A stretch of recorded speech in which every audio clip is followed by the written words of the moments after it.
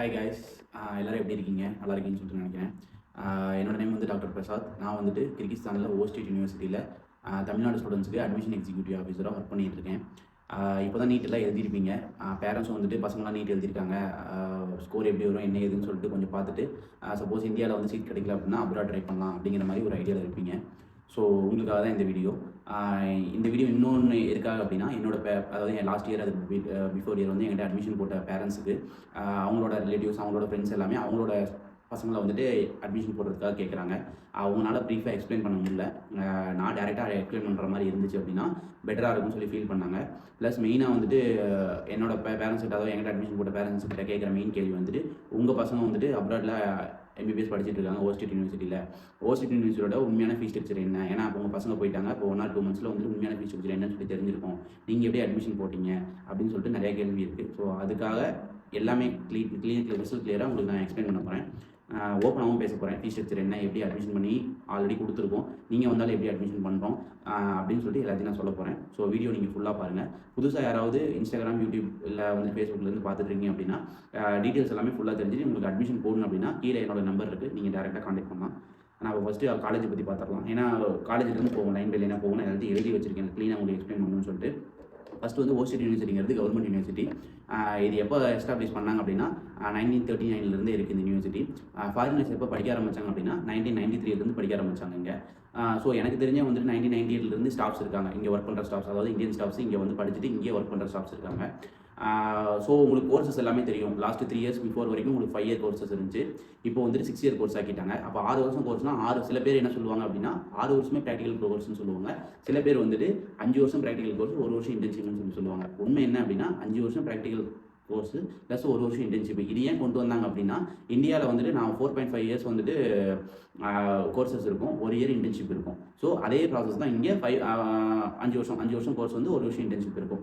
So உங்களுக்கு courses எல்லாம் முடிஞ்சதுக்கப்புறம் நீங்கள் மெஜாரிட்டி அடுத்து பார்ப்பீங்க அப்படின்னா வந்துட்டு அந்த காலத்தில் எத்தனை இந்தியன் ஸ்டூடெண்ட்ஸ் படிக்கிறாங்கன்னு சொல்லிட்டு பார்ப்பீங்க. அப்போ 1993 உங்களுக்கு வந்துட்டு இந்தியன் ஸ்டூடெண்ட்ஸ் அதாவது ஃபாரினர்ஸ் படிக்கிறாங்க, இந்தியன் ஸ்டூடெண்ட்ஸ் படிக்கிறாங்க போது இப்போ இந்த காலேஜில் எத்தனை இந்தியன் ஸ்டூடெண்ட்ஸ் படிக்கிறாங்க அப்படிங்கும்போது நமக்கு வந்துட்டு வேர்ல்ட்லேயே அதாவது உலகத்திலேயே இந்தியன் ஸ்டூடெண்ட்ஸ் மெடிக்கலுக்கு அதிகமாக போய் படிக்கிற ஒரே யூனிவர்சிட்டி வந்துட்டு நம்ம ஓஸ்டேட் யூனிவர்சிட்டி தான். நியர்லி 3500 4000 பேர் இந்தியன் ஸ்டூடெண்ட்ஸ் இங்கே இருக்காங்க.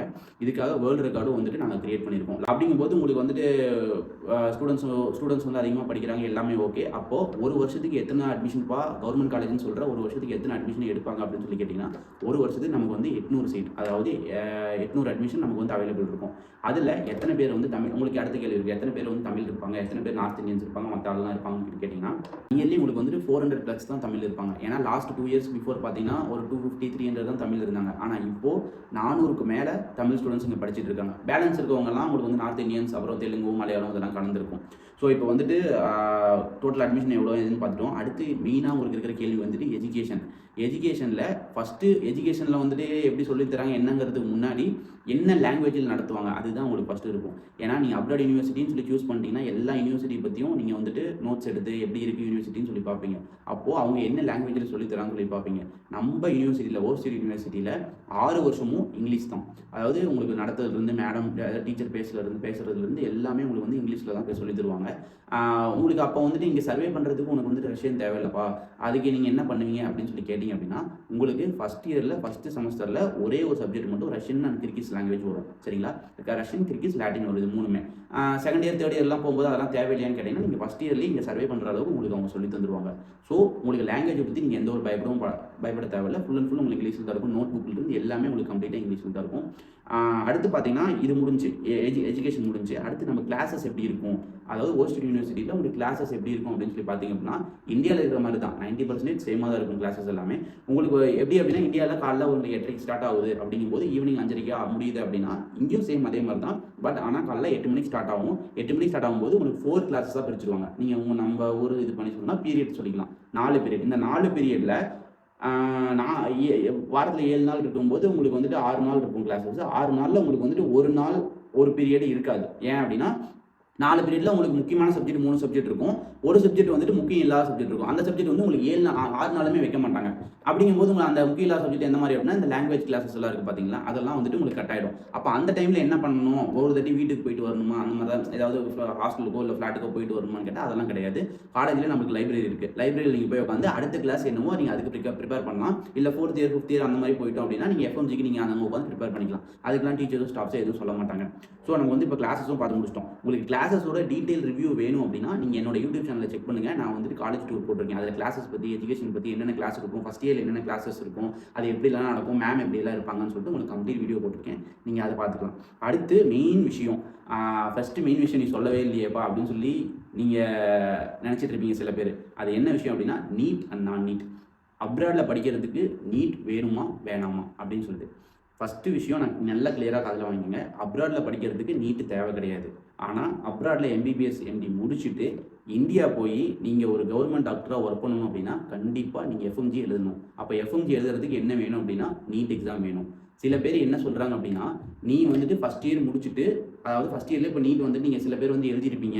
சில பேர் வந்துட்டு இது ரிசல்ட் வந்ததுக்கப்புறம் கூட இந்த வீடியோ சில பேர் பார்க்கலாம். நீட் ஃபெயில் ஆயிருப்பீங்க. ஆனால் அப்ராடில் இருக்கவங்கலாம் உங்கள் சீனியர்ஸோ உங்கள் ஃப்ரெண்ட்ஸோ என்ன பேசி வச்சுருப்பாங்க அப்படின்னா, நீங்கள் ஒன்று அட்மிஷன் போட்டுக்கலாம், நீ வந்து ஃபஸ்ட் இயர் படி, ஃபஸ்ட் இயர் படித்து முடிச்சுட்டு அதுக்கு அடுத்த வருஷம் நீட் வருதுல்ல, அதில் போய் நீட் எழுதிட்டு வந்து இங்கே வந்து நீ செகண்ட் இயர் கண்டினியூ பண்ணிக்கோ அப்படின்னு சொல்லியிருப்பாங்க. அது முழுக்க முழுக்க போய் அது வந்துட்டு பாசிபிளே கிடையாது. இந்த கொரோனா பேட்ச் அப்போ மட்டும் ஒரு வருஷம் அந்த மாதிரி கொடுத்தாங்க. நீங்கள் வந்துட்டு நீட் எழுதிட்டு மறுபடியும் செகண்ட் இயர் போயிட்டு நீங்கள் ஃபஸ்ட் இயர் செகண்ட் இயர் முடிச்சுட்டு அப்படியே கண்டினியூ பண்ணிக்கலாம். நீங்கள் ஃபஸ்ட் இயர் முடிச்சுட்டு செகண்ட் இயரில் நீட் எழுதுறீங்க, செகண்ட் இயர் அப்படியே போய் நீட்டுக்கு பாஸ் ஆகிட்டீங்கன்னா அப்படியே செகண்ட் இயர்லேருந்து கண்டினியூ பண்ணிக்கலாம் அப்படின்னு சொல்லிட்டு இன்னுமே சில பேர் வந்துட்டு இதை தெரியாமல் இன்னுமே சில காலேஜில் படிச்சுட்டு இருக்கீங்க. அது பாசிபிளே கிடையாது. நீங்கள் வந்துட்டு 2019, 2020 பேட்சில் இருக்கீங்க அப்படின்னா அதுக்கடுத்து நீங்கள் நீட் எக்ஸாம் எழுதலை அப்படின்னா நீங்கள் எஃப்எம்ஜியோ நெக்ஸ்ட்டோ எழுதுறதுக்கு வாய்ப்பே கிடையாது. அது 100%. நீங்கள் வேணால் எங்கே வேணால் சர்ச் பண்ணி பார்த்துக்கலாம், எதில் வேணால் நீங்கள் பார்த்துக்கலாம். சரிங்களா? நீங்கள் பேரண்ட்ஸ் இதை பார்த்துட்டு இருக்கீங்க அப்படின்னா தயவு செஞ்சு ஒரு வருஷம் உங்கள் பசங்களை நீட் ரிப்பீட் பண்ண வைங்க. ஒரு வருஷம் நம்ம நீட் ரிப்பீட் பண்ணுறதுனால ஒன்றும் ஆக போகிறது கிடையாது.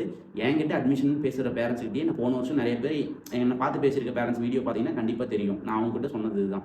நீட் ஒரு வருஷம் நீங்கள் ரிப்பீட் பண்ண வைங்க, அவங்க பாஸ் பண்ணி அட்மிஷன் பண்ணிக்கிட்டோம். இதில் சில பேரண்ட்ஸ் என்ன சொல்லுவாங்க அப்படின்னா, நான் வந்து இந்தியாவிலேயே போய் என் பையனை ஒர்க் பண்ண வைக்கிறது போகிறது இல்லைப்பா, நான் வந்து எங்கள் பிளானே அப்ராட் தான் அப்படின்னு சொல்லி இருக்கிற பேரண்ட்ஸு, நீங்கள் தாராளமாக பேரண்ட்ஸ் ஸ்டூடெண்ட்ஸ் நல்லா யோசிச்சு அதுக்கப்புறம் கால் பண்ணி நீங்கள் அட்மிஷன் பண்ணிக்கலாம். அவங்க அட்மிஷன் பண்ணுறதுல பிரச்சனை கிடையாது. ஆனால் இந்தியாவில் போய் நான் ஒர்க் பண்ணணும், ஒரு கவர்மெண்ட் டாக்டராக இருக்கணும், நான் தனியாக என்னோட லைசன்ஸில் நான் கிளினிக் வைக்கணும் அப்படின்னு சொல்லி யாராவது விருப்பப்பட்டிருக்கீங்க அப்படின்னா கண்டிப்பாக நீட் பாஸ் பண்ணிவிட்டு எந்த அப்ராட் யூனிவர்சிட்டி வேணால் சூஸ் பண்ணுங்கள். சரிங்களா? அதே மாதிரி இதை பார்த்துட்டு சில ஸ்டூடெண்ட்ஸ் எல்லாம் அட்மிஷன் போட்டுட்ருக்கீங்க, போடுவீங்க. அவங்ககிட்டலாம் ஜஸ்ட் உட்காந்து பேரண்ட்ஸ் கிட்ட பேசுங்க. என்ன அப்படின்னா, இந்த மாதிரி நீட் இல்லை அப்படின்னா முடியாது, அப்ராடில் படிக்கலாம், எம்பிபிஎஸ் எம்டி வேலைக்கு தான், ஆனால் வந்துட்டு இந்தியாவில் போயிட்டு நம்ம ஒர்க் பண்ண முடியாதுங்கிறத சொல்லி புரிய வைங்க. இப்போ வந்து காலேஜ் எஜுகேஷன் சிஸ்டம்லாம் பற்றி பார்த்துட்டோம். இப்போ மெயினாக நம்ம பார்க்க போகிறது என்ன அப்படின்னா ஃபீஸ் ஸ்ட்ரக்சர். ஃபீஸ் ஸ்ட்ரக்சரில் தான். ஏன்னா கிர்கிஸ்தான்னாவே 40 லட்சத்தில் எம்பிபிஎஸ் முடிச்சுட்டு வந்துடலாம், 30 லட்சத்தில் எம்பிபிஎஸ் முடிச்சுட்டு வந்துடலாம், 19 லட்சத்தில் எம்பிபிஎஸ் முடிச்சுட்டு வந்துடலாம் அப்படின்னு சொல்லி போட்டிருக்காங்க. நான் நிறையவே பார்த்துருக்கேன். என்கிட்ட பேசுகிற பேரண்ட்ஸும் வந்துட்டு என்னப்பா 40 லட்சம் ஃபீஸ் ஸ்ட்ரக்சர் சொல்லியிருக்காங்க, நீங்கள் என்னப்பா இவ்வளோ கம்மியாக சொல்கிறீங்க அப்படின்னு சொல்லிட்டு நிறைய பேரண்ட்ஸ் என்கிட்ட பேசியிருக்காங்க.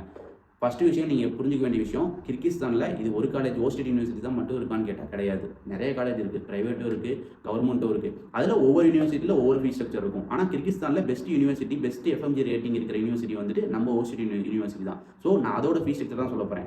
ஆனால் ஓஸ்டேட் யூனிவர்சிட்டி ஃபீஸ் ஸ்ட்ரக்சரே 40 லட்சம் சொல்கிறவங்களும் இருப்பாங்க, 35 லட்சம் சொல்கிறவங்களும் இருப்பாங்க, 19 லட்சம் சொல்கிறவங்களும் இருப்பாங்க. இப்போ நான் சொல்ல போகிற ஃபீஸ் ஸ்ட்ரக்சர் வந்துட்டு அக்யூரேட்டாக நீங்கள் வந்து ஃபஸ்ட் இயரில் வரீங்க, அதாவது ஃபஸ்ட் இயர்லேருந்து ஒரு பேமெண்ட் பண்ணுறீங்களா, அதுலேருந்து 6th இயர் வரைக்கும் ஹாஸ்டல், மெஸ்ஸு, விசா, இங்கே இருக்கிற உங்களுக்கு எக்ஸ்பென்சஸ்க்கு எவ்வளோ பே பண்ணுவீங்க எல்லாத்துக்கும் நான் ஒரு கேல்குலேஷன் இது பண்ணி நான் சொல்ல உங்களுக்கு கேல்குலேஷன் டிஸ்பிளேல வரும். நீங்கள் அது பற்றி நீங்கள் புரிஞ்சுக்கலாம். ஏன்னா நான் சொல்கிறது கூட உங்களுக்கு புரியாமல் இருக்கும். மெயினாக இது மட்டும் இந்த வீடியோ மட்டும் பாருங்கள். இப்போ கேல்குலேஷன் வாங்க என்னன்னு சொல்லி பார்க்கணும். ஸோ ஃபஸ்ட்டு வந்துட்டு கிர்கிஸ்தானில் ஓஸ்டேட் யூனிவர்சிட்டியில் 6 வருஷம் நம்ம ஜேர்னி கம்ப்ளீட் பண்ணி முடிக்கிறதுக்கு நான் வந்து ஜேர்னின்னு சொல்கிறேன். ஃபீஸ் ஸ்ட்ரக்சரோ காலேஜ் கோர்ஸை பற்றி சொல்ல ஜேர்னி, கம்ப்ளீட் ஜேர்னி 6 வருஷம் கம்ப்ளீட் பண்ணி முடிக்கிறதுக்கு உங்களுக்கு வந்துட்டு 40 லட்சம் ஆகுமா, 35 லட்சம் ஆகுமா அப்படின்னு சொல்லி கேட்டால் அதெல்லாம் எதுவுமே ஆகாது. அப்போ அட்லீஸ்ட் ஃபஸ்ட் இயர் நீங்கள் வந்துட்டு கம்ப்ளீட் பண்ணி முடிக்கிறதுக்காச்சும் நம்ம ஒரு 8 லட்சம், 9 லட்சம், 10 லட்சம் ஆகுமான்னு கேட்டால் அதுவுமே கிடையாது. நீங்கள் என்ன ஏது அப்படிங்கிறதுனா உங்களுக்கு வந்துட்டு டோட்டல் ஃபஸ்ட் இயர் ஃபீஸ் வந்து உங்களுக்கு ஃபஸ்ட் இயருக்கு வந்து டோட்டலாக ஃபீஸ் நான் சொல்கிறது வந்துட்டு college fees, hostel fees, flight charges, உங்களுக்கு விசா ஃபீஸு, டாக்குமெண்ட் ட்ரான்ஸ்லேஷனு எல்லாமே சேர்த்து உங்களுக்கு வந்துட்டு $8,000. $8,000 அப்படிங்கும்போது உங்களுக்கு வந்துட்டு டாலரில் சொன்னால் சில பேர் இப்போ டாலரில் தான் வந்துட்டு எல்லாரும் ஃபீஸ் ஸ்ட்ரக்சர் அனுப்புவாங்க. அப்போ டாலர்னும் போது உங்களுக்கு புரியாது டாலரில் சொல்லும்போது. அப்படிங்கும்போது நீங்கள் கேல்குலேஷன் பாருங்கள். $8,000 போது இன்றைக்கி ரேட்டுக்கு வந்து உங்களுக்கு எவ்வளோ வருது அப்படின்னா வந்துட்டு 6,90,000 வருது. அப்போது செகண்ட் இயருக்கு எவ்வளோ வரும்னு பார்ப்போம். செகண்ட் இயருக்கு உங்களுக்கு காலேஜ் ஃபீஸ் வந்துட்டு $4,000, ஹாஸ்டல் அண்ட் மெஸ்ஸுக்கு வந்துட்டு $1,500. அப்போ அந்த $5,500 இன்றைக்கி ரேட்டுக்கு நம்ம கால்குலேட் பண்ணோம் அப்படின்னா கிட்டத்தட்ட உங்களுக்கு வந்துட்டு 4,73,000 வருது. அப்போது second year, third year, fourth year, fifth year இந்த 4 வருஷத்துக்கும் ஒரே ஃபீஸ் ஸ்ட்ரக்சர் தான், அதாவது $5,500. அந்த $5,500 இன்டூ நம்ம வந்து 4 லட்சத்தி, அதாவது 4 வருஷம் இன்டூ 4,73,000 போட்டோம் அப்படின்னா 18,92,000 வருது. அப்போ கடைசி நீ 6ஆவது வருஷத்தை விட்டுட்டியே தம்பி அப்படின்னு சொல்லி கேட்டிங்க அப்படின்னா நான் அதுக்கு வரேன் இருங்க. அப்போது ஃபஸ்ட் இயரில் எவ்வளோ ஆகும்னு சொல்லியிருந்தேன், 6,90,000 ஆகும்னு சொல்லியிருந்தேன். அது கூட 18,92,000 ப்ளஸ் பண்ணோம் அப்படின்னா கிட்டத்தட்ட 25,82,000 வந்து நிற்கும். அதாவது மொதல் வருஷத்துலேருந்து 5ஆவது வருஷம் வரைக்கும் ஹாஸ்டல் அண்ட் மெஸ் நான் இன்க்ளூட் பண்ணி சொல்லியிருக்கேன். Hostel and mess, visa, tuition fee எல்லாமே இன்க்ளூட் பண்ணி சொல்லியிருக்கேன். ஃப்ளைட் சார்ஜஸ் மட்டும் இல்லை. ஏன்னா ஃபஸ்ட் இயருக்கு ஃப்ளைட் சார்ஜஸ் போட்டு நாங்கள் கூட்டிகிட்டு வந்துடுவோம். 2ஆவது வருஷத்துலேருந்து, அதாவது திரும்பி நீங்கள் போவீங்களா ஃபஸ்ட் இயர் முடிச்சுட்டு, அதுலேருந்து நீங்கள் வந்துட்டு ஃபைனல் இயர் முடிச்சுட்டு நீங்கள் போகிற வரைக்கும் ஃப்ளைட் சார்ஜஸ் வந்து நீங்கள் தான் போடணும். மற்றபடி உங்களுக்கு ஆக வேண்டிய எக்ஸ்பென்சஸ் எல்லாமே நான் இதில் எழுதி கால்குலேட் பண்ணி தான் சொல்லியிருக்கேன். 25,82,000 உங்களுக்கு ஆகுது. சரிங்களா? அப்போ அந்த இன்டர்ன்ஷிப்புக்கு வந்து நீங்கள் எதுவுமே கணக்கு பண்ணலையே தம்பி அப்படின்னு சொல்லி கேட்டிங்க அப்படின்னா, நீங்கள் இன்டர்ன்ஷிப்புக்கு 1 lakh போடுறீங்க அப்படின்னா, அதாவது எக்ஸ்ட்ரா 1 lakh இதில் போட்டுக்கங்க. 26.5 lakhs வரும் உங்களுக்கு. 26.5, 26.7 வரும். அதாவது 26,50,000 60,000 உங்களுக்கு வரும். 1 லட்சம் எக்ஸ்ட்ரா போட்டிங்கன்னா அது எப்படி எக்ஸ்பென்சஸை கால்குலேட் பண்ணுறேன் அப்படின்னா, ஒரு மாதத்துக்கு நீங்கள் அதிகபட்சமாக 10,000க்கு மேலே நீங்கள் செலவு பண்ண மாட்டீங்க. அதிகபட்சமாக 25,000 30,000 செலவு பண்ணுற ஆளுங்க இங்கே இருக்காங்க. ஆனால் நான் சொல்கிறது மினிமம் ஆஃப் காஸ்ட்டு உங்களுக்கு ஒரு மாதத்துக்கு 7,000 போட்டாவே போதும். ஏன்னா வீட்டு ரெண்ட் உங்களுக்கு ஒரு 5,000 5,500 வந்துடும். அது இல்லாமல் உங்களுக்கு மந்த்லி ஒரு 3,000 இருந்தால் 3 வேளை திருப்தியாக நல்லா குக் பண்ணி சாப்பிட்டுக்கலாம். சரிங்களா? அதனால உங்களுக்கு ஒரு மந்த்லி நான் வந்து 7,000 போடாமல் 10,000 போடுறேன். அதில் ஒரு 1 lakh உங்களுக்கு சேர்த்து போனாலும் 26,60,000 70,000 உங்களுக்கு கம்ப்ளீட் உங்களுக்கு 6 இயர்ஸ் 6 வருஷத்தை முடிச்சிடலாம். இதில் எக்ஸ்ட்ரா வந்து மாத காசு நாங்கள் வந்து செலவு பண்ணுவோம் தம்பி, மாதம் 3,000 4,000 ஆகும். அதாவது ஹாஸ்டல் மெஸ் இல்லாமல் நான் first இயர்லேருந்து 4th year 5th year வரைக்கும் பேசுகிறேன். மாதம் வந்துட்டு எனக்கு வந்துட்டு வீட்டில் பசங்களுக்கு காசு போடணும்ல, மாத காசுன்னு சொல்லிட்டு அவங்க எதுவும் வாங்க மாட்டாங்களா அப்படின்னு சொல்லிட்டு வந்தீங்க அப்படின்னா அதுக்கு ஒரு கால்குலேஷன் இருக்குது. என்ன அப்படின்னா first year, second year, third year தான் ஹாஸ்டல். அதுக்கு தான் நீங்கள் வந்துட்டு 4,73,000 நீங்கள் கட்ட போகிறீங்க, அதாவது $5,500. ஆனால் 4th year 5th year 6th year போயிட்டீங்க அப்படின்னா ஒரு மாதம் எவ்வளோ செலவாகும் அப்படின்னா உங்களுக்கு வந்து வீட்டு ரெண்டுக்கு வந்துட்டு ஒரு நம்ம ஊர் காசு படி ஒரு $5,500 ப்ளஸ் வந்துட்டு உங்களுக்கு செலவாகிறது, அதாவது நீங்கள் சாப்பிட்றது இது பண்ணுறது அதுக்கு ஒரு 3,000 3,500 போட்டனாலும் உங்களுக்கு கிட்டத்தட்ட $9,000 அந்த ரேஞ்சில் முடிஞ்சிடும். அப்படிங்கும்போது நீங்கள் வந்துட்டு $1,500 இன்ட்டு கால்குலேட் பண்ணிங்க அப்படின்னா உங்களுக்கு 1,30,000 1,26,000 வரும். அப்படிங்கும்போது உங்களுக்கு நீங்கள் உங்கள் 10 மாதம் இருப்பீங்க, 10 மாதம் கிடையாது, ஒரு 9 மாதம் இங்கே இருப்பீங்கன்னு வைங்களேன். 3 மாதம் லீவில் போய்டும். இல்லை நீங்கள் 10 மாதம் நீங்கள் கணக்கு வச்சுக்கிட்டீங்கனாலுமே உங்களுக்கு எவ்வளோ வரும்? கிட்டத்தட்ட 9,000 90,000 வரும். அப்போ பேலன்ஸ் 30,000 மிச்சமாக தான் நிற்கும். அப்போது third year 4th year 5th year உங்களுக்கு 3 மாதம் 30,000 மிச்சம் இருந்துச்சுன்னா அதுலேயே உங்களுக்கு $1,00,000 வருது. அப்போ அதை நீங்கள் மாத காசில் நான் வந்து எக்ஸாக்ட் கால்குலேஷன் சொல்கிறேன். அப்படிங்கும்போது உங்களுக்கு புரியும்னு நினைக்கிறேன். நீங்கள் அதிகபட்சம் நீங்கள் இந்த ஃப்ளைட் சார்ஜஸ் இந்த அமௌண்ட்லாம் சேர்த்து போட்டு பார்த்தீங்க அப்படின்னா கிட்டத்தட்ட 30 லட்சத்தில் உங்களுக்கு MBBS கோர்ஸை கம்ப்ளீட் பண்ணிட்டு நீங்கள் முடிச்சுட்டு போயிடலாம். நான் சொல்கிறது எக்ஸ்ட்ரா ஃபீஸ் எல்லாமே சேர்த்து இதுதான். அப்புறம் ஏன்பா ஃபஸ்ட் இயரில் வந்துட்டு 10 லட்சம் கட்ட சொல்கிறாங்க, 8 லட்சம் கட்ட சொல்கிறாங்க, 7 லட்சம் கட்ட சொல்கிறாங்க அப்படின்னு சொல்லி கேட்டிங்க அப்படின்னா உங்களுக்கு ஃபஸ்ட் இயரில் 6,90,000 வருதுன்னு சொல்லியிருப்பேன். அந்த 6,90,000 என்னென்ன இன்க்ளூட் ஆகுது அப்படின்னு சொல்லி ஃபஸ்ட் நீங்கள் தெரிஞ்சுக்கங்க. ஏன்னா நீங்கள் அதை தெரிஞ்சுக்கிட்டீங்க அப்படின்னா அவங்க எதுக்கு எக்ஸ்ட்ரா வாங்குறாங்கன்னு உங்களுக்கே புரிஞ்சு போயிடும். ஏன்னா நீங்கள் பேசி வச்சுருப்பீங்க. இப்போ ஃபஸ்ட்டு விஷயம் உங்களுக்கு வந்துட்டு 6,90,000 college fees, hostel fees, visa, நீங்கள் டாக்குமெண்ட் வந்து 12th டாக்குமெண்ட் நீங்கள் கொடுப்பீங்க. அந்த டாக்குமெண்ட்டோட அப்போஸ்டல் ட்ரான்ஸ்லேஷன் அங்கேருந்து இங்கே கொண்டு வந்து லாக்கர் ஃபீ அதுன்னு சொல்லிட்டு எக்ஸ்ட்ரா ஃபீஸ் ஸ்ட்ரக்சரில் எக்கச்சக்கமாக போட்டிருப்பாங்க. எல்லாமே அந்த 6,90,000 உங்களுக்கு இன்க்ளூட் ஆகிடும். அதாவது நீங்கள் டெல்லியிலேருந்து இங்கே நாங்கள் கூட்டிகிட்டு வருவோம்ல அந்த டிக்கெட் முதற்கொண்டும் 6,90,000 இன்க்ளூட் ஆகிடும். ஆனால் காலேஜோட ஒரிஜினல் ஃபீஸ், ஏன்னா லாஸ்ட் இயர் நான் அட்மிஷன் போட்டு கொடுத்த ஸ்டூடெண்ட்ஸும் நீங்கள் இப்போ பார்த்துட்டு இருப்பீங்க, அவங்க பேரண்ட்ஸும் பார்த்துட்டு இருப்பீங்க. நீங்கள் ரெஃபர் பண்ணுறீங்க அப்படின்னா உங்களுக்கு என்ன நான் டாலரை சொல்லி எப்படி நான் உங்களுக்கு மூவ் பண்ணி அட்மிஷன் போட்டு கொடுத்தீங்க அப்படிங்கிறத நீங்கள் வந்துட்டு நான் அட்மிஷன் போட்டு கொடுத்த ஸ்டூடெண்ட்ஸோட பேரண்ட்ஸ் மூலிமா நீங்கள் தெரிஞ்சுக்கலாம்.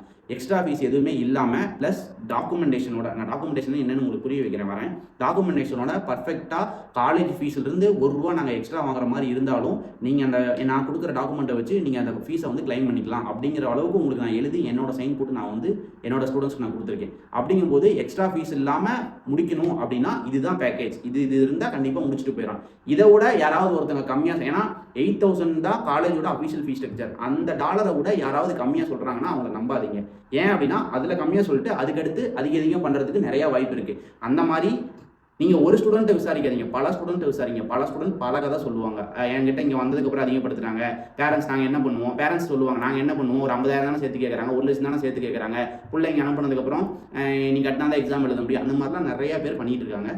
ஸோ அந்த மாதிரிலாம் நீங்கள் எங்கேயும் போய் ஏமாந்துடாதீங்க. ஸோ காலேஜோட அஃபிஷியல் ஃபீஸ் ஸ்ட்ரக்சர் ஃபஸ்ட் இயருக்கு $8,000. அப்போ $8,000 போது உங்களுக்கு ஐஎன்ஆரில் இன்றைக்கி ரேட்டு நாங்கள், அதாவது டாலரில் ஐஎன்ஆரில், அதாவது இந்தியன் ரேட்டுக்கு சொல்லணும் அப்படின்னா இன்றைக்கி ரேட்டுக்கு $6,90,000. அந்த $6,90,000 கட்டிட்டா ஃபஸ்ட் இயர் நான் எதுவுமே கட்ட தேவையில்லை அப்படின்னு கேட்டால் ஃபஸ்ட் இயருக்கு நீங்கள் எதுவுமே கட்ட தேவையில்லை. அதனால செகண்ட் இயருக்கு உங்களுக்கு எவ்வளோன்னு சொல்லி பார்த்தீங்க அப்படின்னா $5,500. இந்த $5,500 செகண்ட் இயருக்கு நான் கட்டிட்டேன் அப்படின்னா வேறு எதுக்கும் நான் பே பண்ண தேவையில்லைன்னு கேட்டால் வேறு எதுக்கும் பே பண்ண தேவையில்லை. உங்கள் பசங்க உங்கள் பொண்ணுங்க எப்படி செலவு பண்ணுறாங்க, ட்ரெஸ் எடுக்கிறாங்க, மந்த்லி ஒரு 3,000-4,000 தேவை, அதுக்கு மட்டும் நீங்கள் அனுப்பிச்சிட்டிங்கன்னா போதும். அப்போ 2ஆவது வருஷத்துலேருந்து 5ஆவது வருஷம் வரைக்கும் அதே ஃபீஸ் தானே கேட்டால் அதே ஃபீஸ் தான், எந்த சேஞ்சஸும் இருக்காது. உங்களுக்கு அந்த $5,500, அதாவது $5,500 சொன்னால் 4,73,000, 75,000, 76,000 அப்படி டிஃபர் ஆகும். ஒரு 1,000-2,000 டிஃபர் ஆகும். சரிங்களா? அதில் உங்களுக்கு எல்லாமே முடிஞ்சிடும். அப்போ 6ஆவது வருஷம் மட்டும் என்ன பண்ணணும் அப்படின்னா 6ஆவது வருஷம் மட்டும் நீங்கள் இங்கே இன்டர்ன்ஷிப் பண்ணுறதுக்கு உங்களோட எக்ஸ்பென்சஸ் மட்டும் பார்த்துக்கணும். அதுக்கும் நான் கால்குலேஷன் சொல்லியிருக்கேன். ஸோ ஓவராலாக எவ்வளோ தம்பி முடிக்கலாம் நீ எம்பிபிஎஸ் கிர்கிஸ்தானில் ஓஸ்ட் யூனிவர்சிட்டி எவ்வளோ தம்பி முடிக்கலாம் அப்படின்னு சொல்லி கேட்டிங்க அப்படின்னா நீங்கள் 30 லட்சத்தில் ஓவராலாக உங்கள் ஃப்ளைட் சார்ஜ்லேருந்து செலவுலேருந்து எல்லாமே கம்ப்ளீட்டாக முடிச்சுட்டு போயிடலாம். ஸோ ஃபீஸ் ஸ்ட்ரக்சரோட டீட்டெயில்ஸ் இதுதான். அடுத்து நான் என்கிட்ட அட்மிஷன் போடுறவங்களுக்கு ஃபீஸ் ஸ்ட்ரக்சருக்கு அவங்களுக்கு நான் என்ன டாக்குமெண்ட் பண்ணி கொடுக்குறேன், என்னென்ன டீட்டெயில்ஸ் அதில் இருக்கும், என்னென்ன லீகலாக நான் மூவ் பண்ணி தரேன் அப்படிங்கிறத இப்போ பார்ப்போம். டாக்குமெண்டேஷன் தான் ஒன்றும் இல்லை. இவ்வளோ நேரம் நான் வீடியோவில் ஃபீஸ் ஸ்ட்ரக்சர், காலேஜ் டீட்டெயில்ஸு, அப்புறமா வந்துட்டு இன்ஃப்ராஸ்ட்ரக்சர், அதுக்கப்புறம் கிளாஸஸ்ஸு, உங்களுக்கு என்ன ஏது எல்லாமே சொல்லியிருப்பேன். அது எல்லாமே டாக்குமெண்ட்டில் இருக்கும். டாக்குமெண்ட்டுங்கும் போது நீங்கள் வந்துட்டு என்ன தம்பி ஒரு பேப்பரில் பிரிண்ட் பண்ணி கொடுத்து அப்படிலாம் கிடையாது. உங்களுக்கு பாண்ட் பேப்பரில் என்னோட கன்சல்டன்சி சீல் வச்சு உங்களுக்கு அந்த டாக்குமெண்ட்டில் போட்டு தருவோம். அது ஏன் போட்டு தருவோம் அப்படின்னா உங்களுக்கு அதில் எக்ஸாக்ட் ஃபீஸ் என்ன, அதாவது நான் டாலரில் பண்ணி தர மாட்டேன், அதாவது டாலரில் இருக்கும். அதாவது ஃபஸ்ட் இயருக்கு $8,000, செகண்ட் இயருக்கு வந்து $5,500, third year, fourth year, fifth இயருக்கு இருக்கும் டாலரில். ஆனால் அந்த டாலருங்கிறது ஒரு பேஜில் தான் இருக்கும். அதுக்கு அடுத்த பேஜில் ஐஎன்ஆரில், அதாவது இந்தியன் ரேட்டில் உங்களுக்கு நீ இப்போ சொல்லியிருக்கிறது $6,90,000. இப்போ ஒரு எக்ஸாம்பிளுக்கு எடுத்துங்க, இப்போ நீங்கள் இன்றைக்கி இந்த ரேட்டுக்கு உங்களுக்கு சொல்லியிருக்கேன் $6,90,000 நீங்கள் கட்டணும்னு சொல்லிட்டு அதை 4 தாட்டியாக டிவைட் பண்ணிக்கோங்க. டிவைட் பண்ணும்போது உங்களுக்கு என்ன அமௌண்ட் வருதோ அந்த அமௌண்ட்டை நீங்கள் வந்துட்டு 4 டைமாக ஸ்ப்ளிட் பண்ணி பே பண்ணிக்கலாம் அப்படின்னு சொல்லிட்டு அதில் இருக்கும். அப்படிங்கும்போது எப்படி இருக்கும்னு சொல்லி நினைக்கிறீங்க அப்படின்னா ஸ்டெப் 1 இவ்வளோ பேமெண்ட் பண்ணணும், ஸ்டெப் 2 இவ்வளோ பேமெண்ட் பண்ணணும், அப்படி கிடையாது. ஸ்டெப் 1 இந்த தேதியில் இவ்வளோ பேமெண்ட் பண்ணணும், ஸ்டெப் 2 இந்த தேதியில் இவ்வளோ பேமெண்ட் பண்ணணும் அப்படிங்கிற வரைக்கும் உங்களுக்கு நான் வந்துட்டு டீட்டெயிலிங்காக நான் உங்களுக்கு எல்லாத்தையும் டாக்குமெண்டேஷன் பண்ணி தந்துடுவேன். அதில் மெயினாக நீங்கள் நோட் பண்ண வேண்டியது என்ன அப்படின்னா ஒரு பேமெண்ட்டுக்கும் இன்னொரு பேமெண்ட்டுக்கும் கேப்பு கிட்டத்தட்ட 2 to 2.5 மாதம் இருக்கும். குறைஞ்சபட்சம் உங்களுக்கு வந்துட்டு ஒரு 70 நாளாச்சும் கேப் இருக்கும். நான் அந்த மாதிரி தான் ஃபீஸ் ஸ்ட்ரக்சர் டிசைன் பண்ணுவேன். சில பேர்னால 4 பேமெண்ட்னால என்னால் பண்ண முடியாது, ஒரு அட்லீஸ்ட் ஒரு 5 பேமெண்ட்னாச்சும் வேணும் அப்படின்னு சொல்லி நீங்கள் யாராவது ஃபீல் பண்ணுறீங்கன்னா நான் அதுக்குமே டிவைட் பண்ணி எந்தெந்த டைமில் ஃபீஸ் உள்ளார எவ்வளோ பே பண்ணால் ஓகேவா இருக்கும் அப்படின்னு சொல்லி நான் யோசிச்சு அதுக்கப்புறம் உங்களுக்கு 5 பேமெண்ட்டாக கொடுப்பேன். அப்படிங்கும்போது உங்களுக்கு எப்படி தம்பி நீங்கள் 5 பேமெண்ட்டாக கொடுக்குறீங்க, இது எல்லாமே ஓகேவா இருக்கா, அப்போ இந்தியாவில் இருக்கும்போது நீங்கள் எவ்வளோ வாங்குவீங்க அப்படின்னு சொல்லிட்டு உங்களுக்கு அடுத்த கொஸ்டினாக இருக்கும். இந்தியாவில் இருக்கும்போது ஒன்லி நீங்கள் வந்து அட்மிஷன் ஃபீன்னு சொல்லிட்டு $46,000 கட்டுவீங்க. அதாவது 2025 நான் பேசுகிறேன். அட்மிஷன் ஃபீன்னு சொல்லிட்டு நீங்கள் $46,000 கட்டுவீங்க. அட்மிஷன் ஃபீ நீங்கள் கட்டினதுக்கப்புறம் உங்களுக்கு வந்து அட்மிஷன் லெட்டருக்கு வந்துட்டு நாங்கள் வந்து 12th மார்க் ஷீட்டோட ஸ்கேன் காப்பியும் உங்களோட பாஸ்போர்ட்டோட ஸ்கேன் காப்பியும் கேட்போம். அதை நீங்கள் அனுப்பிச்சிட்டிங்க அப்படின்னா உங்களுக்கு அட்மிஷன் லெட்டர் இஷ்யூ பண்ணி உங்களுக்கு நாங்கள் கொடுத்துருவோம். அதுக்கு அடுத்து 2வது பேமெண்ட்டாக நீங்கள் வந்துட்டு நியர்லி நீங்கள் செப்டம்பர் அக்டோபரில் கூப்பிட்டு போவோம் ஸ்டூடெண்ட்ஸை. லாஸ்ட் இயர் வந்து அக்டோபர் 12 நான் கூப்பிட்டு வந்தேன் ஸ்டூடெண்ட்ஸுங்க. ஏன்னா செப்டம்பர்லேயே வந்துட்டு second year, third year, fourth year college start ஆயிரும். பட் ஃபஸ்ட் இயருக்கு வந்து செப்டம்பர் அக்டோபரில் தான் ஸ்டார்ட் ஆகும். அப்போ அக்டோபரில் ஸ்டார்ட் ஆகும்போது 12 ஸ்டார்ட் ஆகும், 13 ஸ்டார்ட் ஆகும்னா 12 கூப்பிட்டு போவீங்களான்னா அப்படிலாம் கிடையாது.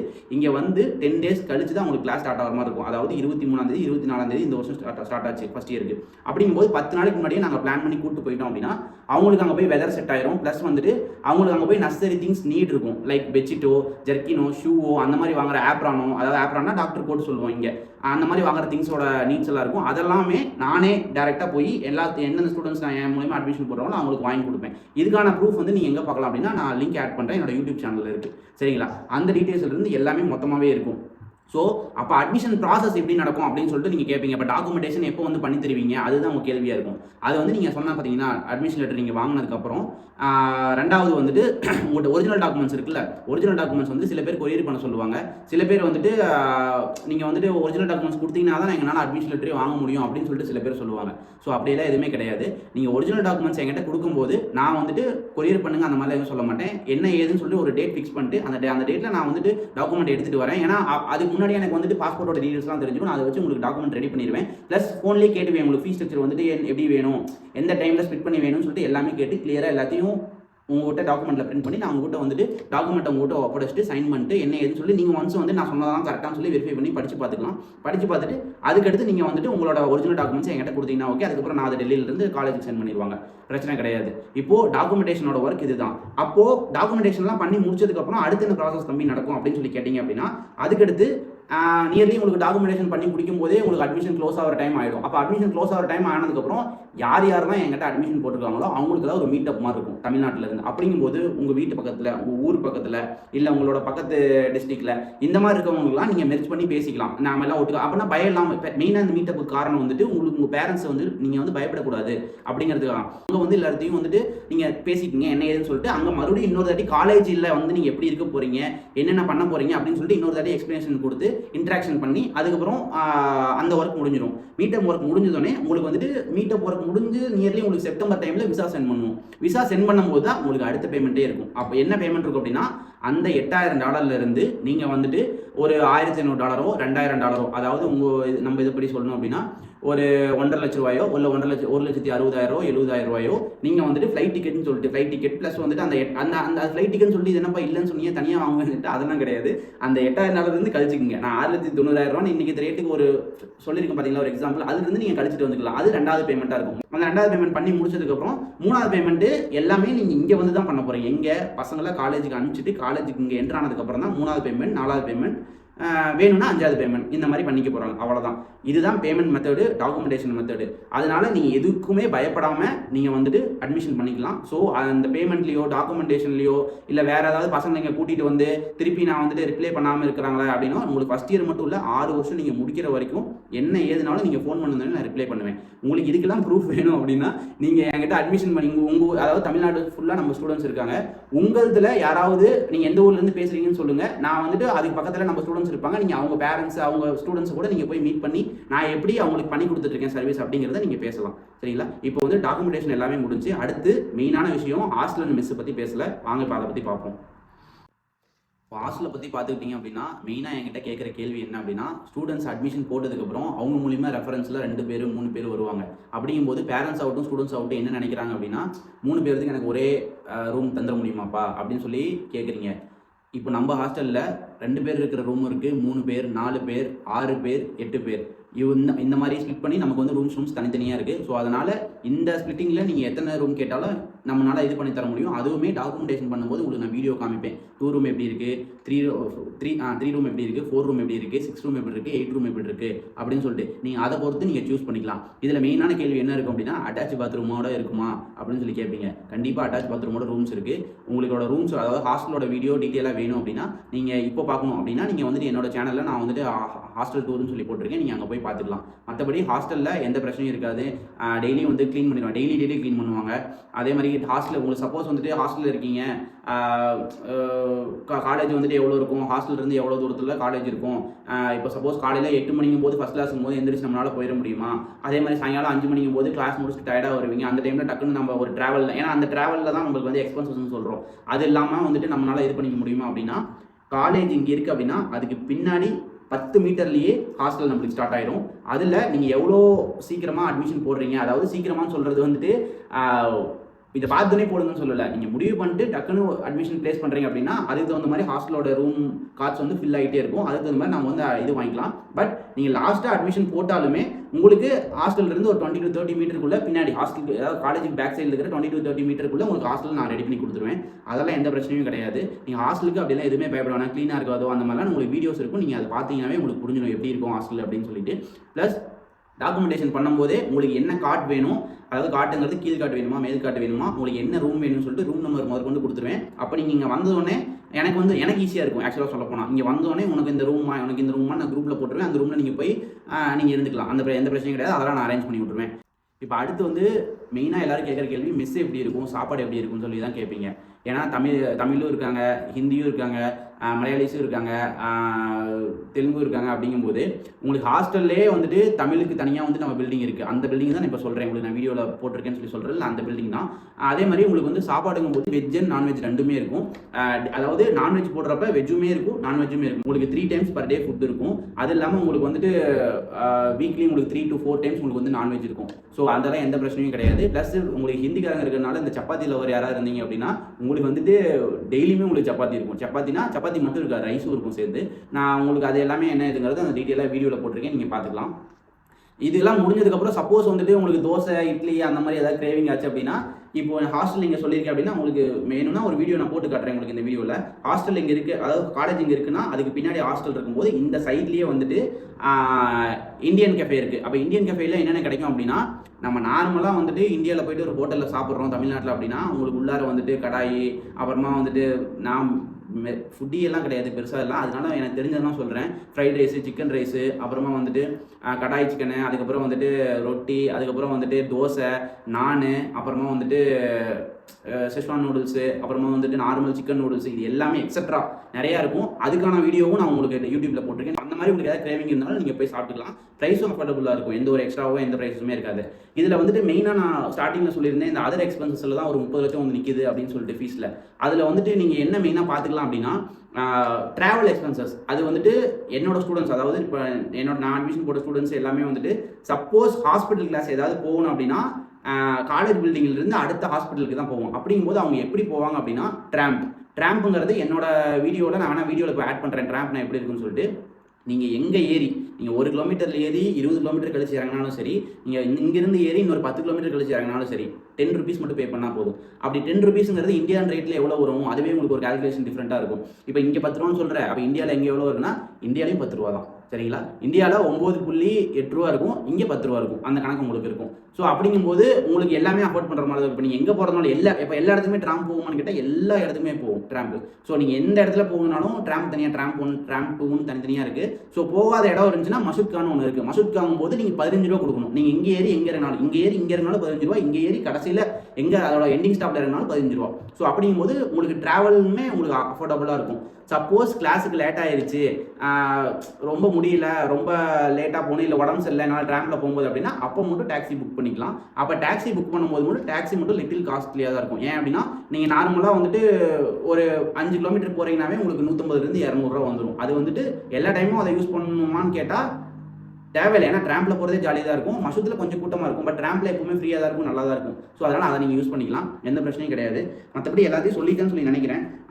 இன்னொரு விஷயம், காலேஜில் எஜுகேஷன் பற்றி சொல்லிட்டு எல்லாத்தையும் பற்றி சொல்லிட்டேன், இந்த ஸ்போர்ட்ஸ் இதெல்லாம் பற்றி எதுவுமே சொல்லலை அப்படின்னா, இந்தியாவில் நீங்கள் எப்படி ஸ்போர்ட்ஸ் விளையாடுவீங்களோ அதே மாதிரி தான் இங்கேயுமே இருக்கும். இங்கேயே தனித்தனியாக வந்துட்டு பிளாக் விங்ஸு, ஸ்ட்ராங் வாரியர்ஸ் அந்த மாதிரி நிறைய டீம்ஸ் இருக்குது. நீங்கள் இங்கே வந்ததுக்கப்புறம் நீங்கள் ஏதாவது வாலிபால், இல்லை கிரிக்கெட்டோ, இல்லை ஃபுட்பாலோ, இல்லை வந்துட்டு ஷெட்டிலோ, அந்த மாதிரி நீங்கள் என்ன கேம் நீங்கள் நல்லா விளையாடுறீங்க அப்படின்னா நீங்கள் அவங்க கூட என்ன டீம் பிடிச்சிருக்கோ நீங்கள் அவங்க கூட போய் சேர்ந்து விளையாடலாம். எல்லாமே வந்துட்டு இங்கே சீனியர்ஸ் தான் வந்து நடத்துவாங்க. அப்படிங்கும்போது உங்களுக்கு எல்லாமே சப்போர்ட்டிவாக பண்ணி தருவாங்க, அதெல்லாம் எந்த பிரச்சனையுமே கிடையாது. அடுத்து வெதர், மெயினாக லாஸ்ட்டில் நம்ம வெதரை பற்றி முடிச்சிருவோம். வெதருங்கும் போது உங்களுக்கு வந்துட்டு இங்கே நீங்கள் வந்துட்டு இப்போ அக்டோபரில் வரைக்கும் போது அக்டோபர், நவம்பர், டிசம்பர், அதாவது அக்டோபர், நவம்பர் வரைக்கும் உங்களுக்கு வந்துட்டு லைக் நம்ம ஊரில் ஊட்டியில் இருப்போம்ல அந்த கிளைமேட்டில் இருக்கும். டிசம்பர் எண்டிங்கில் இருந்து டிசம்பர், ஜனவரி, பிப்ரவரி, மார்ச் எண்டிங், ஏப்ரல் ஸ்டார்ட் பண்ணுற வரைக்கும் ஃபுல் ஸ்னோவாக இருக்கும். அதாவது ஃபுல் ஸ்னோனா -20 டிகிரி, -25 டிகிரிலாம் போகாது. உங்களுக்கு அதிகபட்சம் ஒரு 6 ஸ்னோ வரும். 6 ஸ்னோன்னு சொல்கிறது இப்போ நம்ம மழை பெய்யுதுல, 6 மழை பெய்யுதுன்னு சொல்லுவோம்ல ஊரில், 6 மழை பெஞ்சிச்சு அப்படின்னு சொல்லிட்டு இந்த 3 மாதத்தில். அப்படிங்கும்போது உங்களுக்கு 6 ஸ்னோ வரும். அந்த 6 ஸ்னோவில் உங்களுக்கு டிகிரி எப்படி ஃப்ளக்சுவேட் ஆகும் அப்படின்னா உங்களுக்கு 5 டிகிரியிலிருந்து உங்களுக்கு ஒரு -15, -12, -15 ரேரு. இப்போ 2 வருஷமாக போகல, அதுக்கு முந்தின வருஷம் தான் போச்சு. -12, -10 அந்த மாதிரி போகும். ஸோ அந்த 3 months மட்டும் உங்களுக்கு வந்துட்டு அப்போ அந்த டைமில் உங்களுக்கு ஹாஸ்டல் ரொம்ப, அதுதான் சொல்கிறேன், அதை தான் சொல்ல வந்தேன். அந்த டைமில் நீங்கள் ட்ராம் பிடிச்சி நீங்கள் வந்துட்டு காலேஜ் வரது வந்து ரொம்ப கஷ்டமாக இருக்கும். அப்போ ஹாஸ்டல், அதாவது காலேஜ் முன்னாடி ஹாஸ்டல் இருக்கும்போது உங்களுக்கு ஈஸியாக நீங்கள் வந்து கிளாஸுக்குலாம் வந்துக்கலாம், அதெல்லாம் எந்த பிரச்சனையும் கிடையாது. ஏப்ரல், மே, ஜூன், ஜூலையில் மறுபடியும் நீங்கள் ரிட்டர்ன் இந்தியா வருவீங்க. அதாவது ஃபஸ்ட் இயர் முடிச்சு ஜூலை ஒரு 8 to 10 அதுக்குள்ளே நீங்கள் இந்தியாவில் ரீச் ஆகிடுவீங்க. அப்படிங்கும்போது இந்த 3 மாதம் எப்படி இருக்குன்னு கேட்டால், இந்த 3 மாதம் நீங்கள் வெயில், நம்ம ஊரில் எப்படி சம்மர் இருக்கும் அந்தளவுக்கு வெயில் கொளுத்தாது, பட் ஆனால் லிட்டில் பிட் எரியும், வேப்பும் நல்லா இதாக மாதிரி இருக்கும். ஸோ ஜூலை, ஆகஸ்ட் இந்த 2 மாதம் ரொம்ப ஹெவியாக வெயில் அடிக்கும். அந்த டைமில் நீங்கள் வந்து இந்தியா வந்துடுவீங்க. ஸோ காய்ஸ், ஓஸ்டேட் யூனிவர்சிட்டியோ ஃபுல் ஜேர்னி இது தான். ஒரு ஸ்டூடெண்ட் இந்தியாவிலேருந்து என்னென்ன ப்ராசஸ் பண்ணி இங்கே வருவான், இங்கே வந்து என்னென்னலாம் அவனுக்கு வெதர் இருக்கும், என்னென்னலாம் ஹாஸ்டல் டீட்டெயில்ஸ் எல்லாமே திருப்பி அவன் இந்தியா போகிற வரைக்கும் எந்த மந்த் போவான் அது வரைக்கும் உங்களுக்கு எல்லாமே எக்ஸ்பிளைன் பண்ணிட்டேன்.